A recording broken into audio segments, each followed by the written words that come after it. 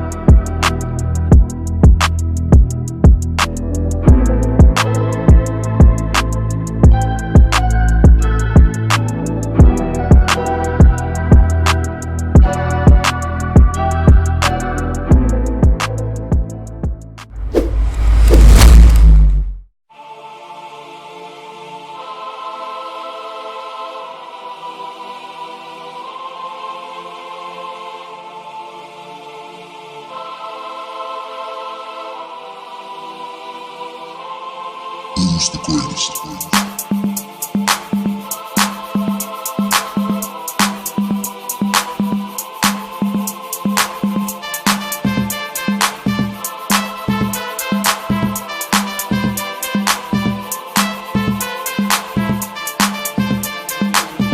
You are now listening to a great conception.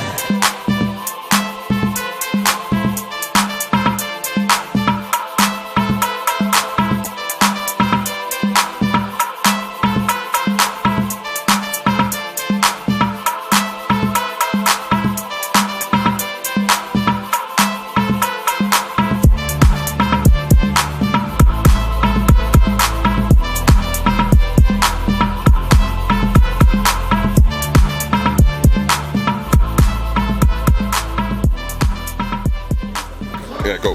What's good? It's your boy Eddie Caddy, African Fashion Week, London.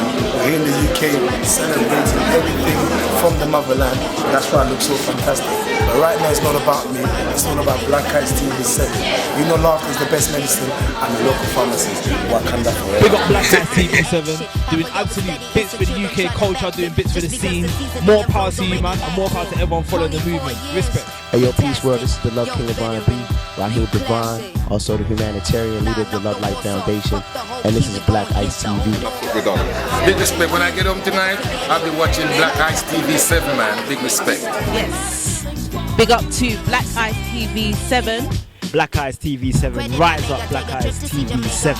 Every time, this is Stella B, and this is Nat Nai, the lyrical alchemist, the power couple. like, subscribe here. And just follow the movement. Join the movement, be a part of it. People, I go by the name of Lioness, and right now I want to big up BLACKICETV7, baby. BLACKICETV7 are my family. Thank you.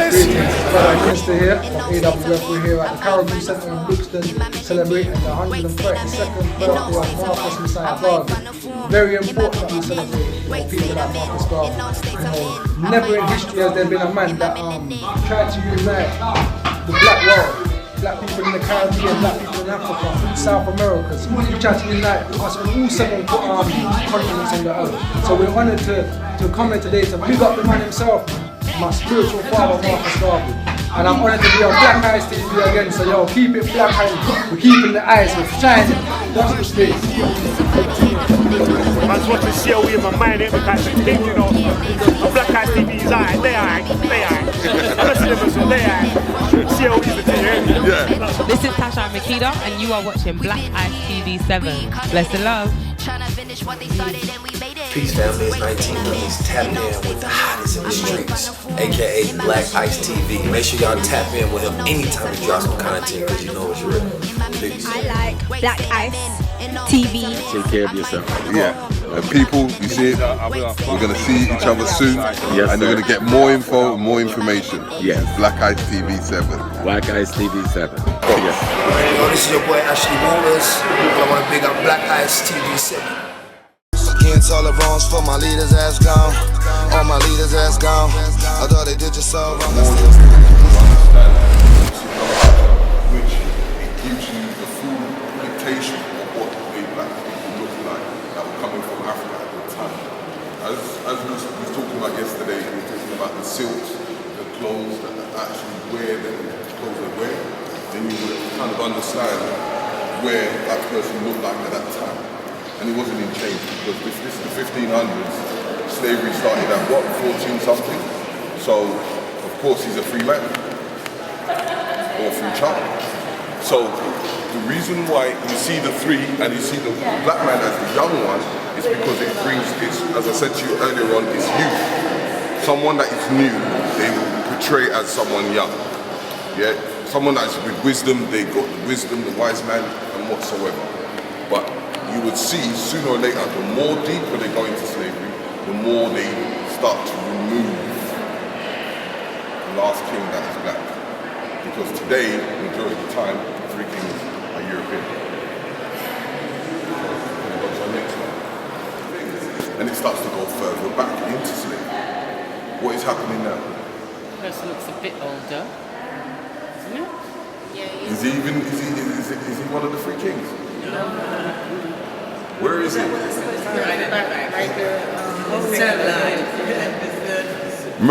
Remember, picture says 1,000 words. Now, if I look at that art and I'm looking at it carefully, do you see the other guy next to him? Oh gosh. Who is he? It's like a devil. It's like a... Exactly, because that's the perception that we would see.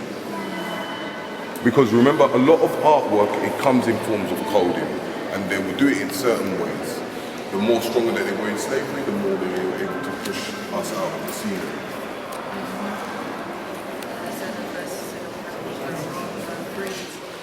But there's very different pictures. I'm going to show you another one, but it's more colour and detail.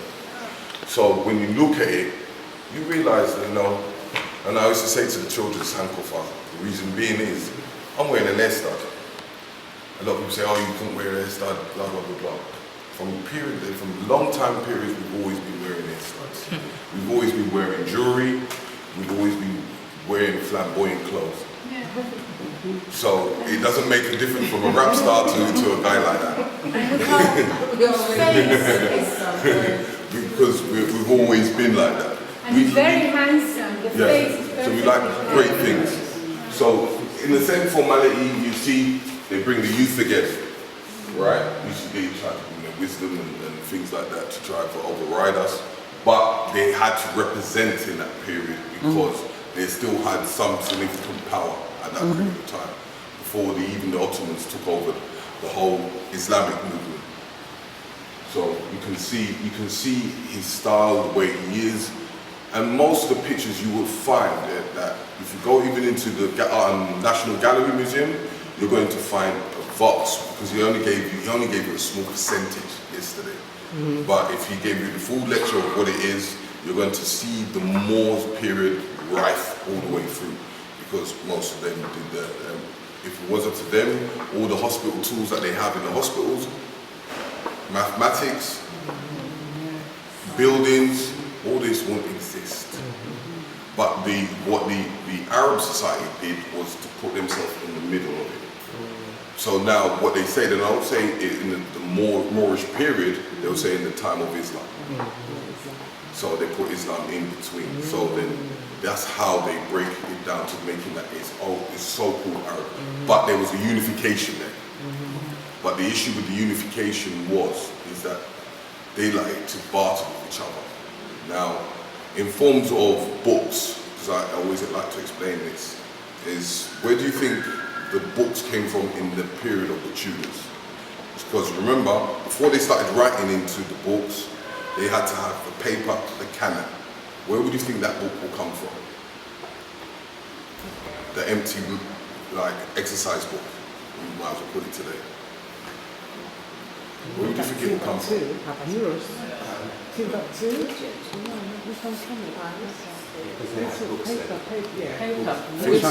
Okay, let me give you so think of it like this. No, the Egyptians always say that they built their papyrus, which is we understand. But then technology went further and further and further. So, and then the Chinese are trying to claim their rice paper. So most of the time we have to look on the Silk Road, because that's the Moorish period. Because that's when they were able to get in information, silks, papers, books, canons. So when they're getting things on the Silk Road was a very intensive road. because it not only was coming out of Asia, it went through one specific place. Not Damascus, but the road. Yeah, it went through a place in Italy, and it even went through where they're always fighting for till today, Suez Canal. It goes through Israel to go up. So understanding that road is significant. So if that road is very powerful, anything that comes through that road is very expensive. So then that means that only the wealthy can afford books. So then they are able to put in what they need to put into the cannons, because most of the time, at that time, before it got turned into books, there were cannons. There were plates written on walls and whatsoever. From the west coast of Africa to North and South America, Cuba and the Caribbean, the Yoruba came en masse.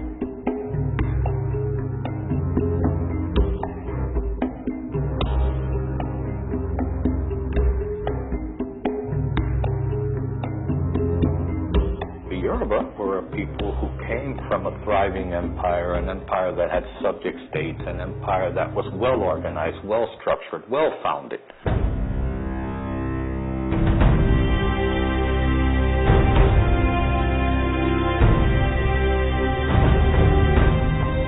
We had this song that has been sung in our palace since our ancestors came, and it said, "We are your children, my God, do not throw us away." So for me it's a very sad song because it reminds me of the pain of my ancestors. Spirituality is embedded in human beings. The superstructure, what sort of manifests spirituality, is what we call religion. Hundreds of years after their arrival to the New World, their culture might have survived it all. A cultura do povo Yorubá foi muito importante para a emancipação, para a liberdade do povo que estava negro, africano, que estava aqui escravizado. It was during the Civil Rights ages. We were opening rural cultures to the black people that had no knowledge of where they came from, had no knowledge of ancestors. Baba was a part of many black nationalist movements. They went to Detroit, Michigan at Aretha Franklin's father's church. Detroit Police Department showed up and just unloaded on the church. And they started shooting up the church. We had women and children with us. Our soldiers fired back until they had no more ammunition. Meanwhile, the Black Panthers got a hold of what was happening to us. Yoruba culture did not teach turn the other cheek. On the contrary, Yoruba culture celebrates the god of war, absolutely execrates oppression. So you can see that Yoruba even played a role in liberation struggle in Latin America and in the struggle for human rights. The people who began the village came from the Black Panthers, they came from the Martin Luther King movement, they came from the Civil Rights movements, the Malcolm X movement, Stokely Carmichael. They were fired up. We are nothing without Africa. When people are deeply immersed in their own spirituality, it doesn't matter where they go. Within the secular world, they preserve that inner system of beliefs, of relationship with outside phenomena, with nature, and this in turn manifests itself in cultural production, which these slaves took across the Atlantic with them.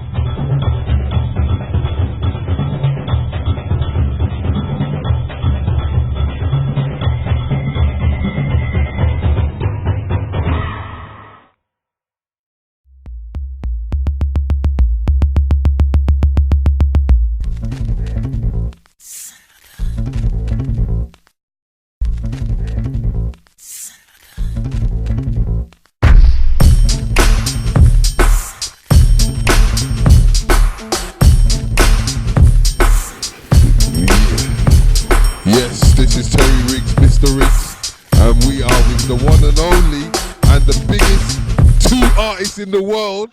In the UK, the power couple, the Black Love, it's unbelievable. and we've got something big for you that they need to tell you. So coming up next month, 26th of November, we have Out of Noise, the second edition. Tashai Makeda, the Empress of Root Soul, is going to be headlining. None other than, we've just had the first one. It was a big banging success. We had Lioness featuring. What? It was fire. Lioness. Just ask anybody. And the levels, like every single person. So it's basically, it's open mic. Out of Noise is open mic. Bring your piece to the mic. Bring your piece to the mic. Your piece to the mic. And every single artist that touched that mic brought it. They really brought it. So that's set the standard now. Like, if you're gonna come to the Out of Noise open mic, you know you ready. Yeah, you gotta be ready. It is there for all levels, but no, you have to be ready. There was some couple first time performers, and they brought it. Yes. They brought it. You wouldn't know that they were first time. And listen, it's not just for spoken word artists. We can have singers, rappers, toastmasters, motivational speakers. It's about you bringing the word sound to the microphone. Your piece. And that's the thing, we had grime MCs that came on and blazed the show today, as well as spoken word artists mostly, but it was a blessing today. And yeah, so next month is reggae, is Empress of Root Soul, Tashai Makeda. Yeah, so make sure you get your tickets, book in advance, sign up if you want to perform on the mic. If you just want to come and enjoy a great night, there's stalls there. The upstairs at the Ritzy is a great location for it, for the family vibes. You're going to have stalls selling you things like crystals or creams. So yeah, you've just got to come. That's right. Where we can get our tickets, please. Yeah, so if you want to get your tickets, make sure you tune into thefloor.com, and you can find out more about it. And Total Exposure UK, Total Exposure, that's where you can find your tickets online on Instagram. Follow Total Exposure. And we won't go amiss by saying who exactly we are. We're artists and hosts as well. This is Stella B. And this is Nat Nai, the Lyrical Alchemist. Follow us, because yeah, we're going intergalactic now. We're going in. Yeah. Yeah. Peace. We're not playing anymore. Big up to Black Ice TV. Black Ice TV, what? Yeah, make sure you like and subscribe. You better follow. Don't forget the 7th. Yes, and don't forget the 7th. No, the 7th is going to be powerful. Yeah, rise up, Black Ice TV. Rise up. Cheers.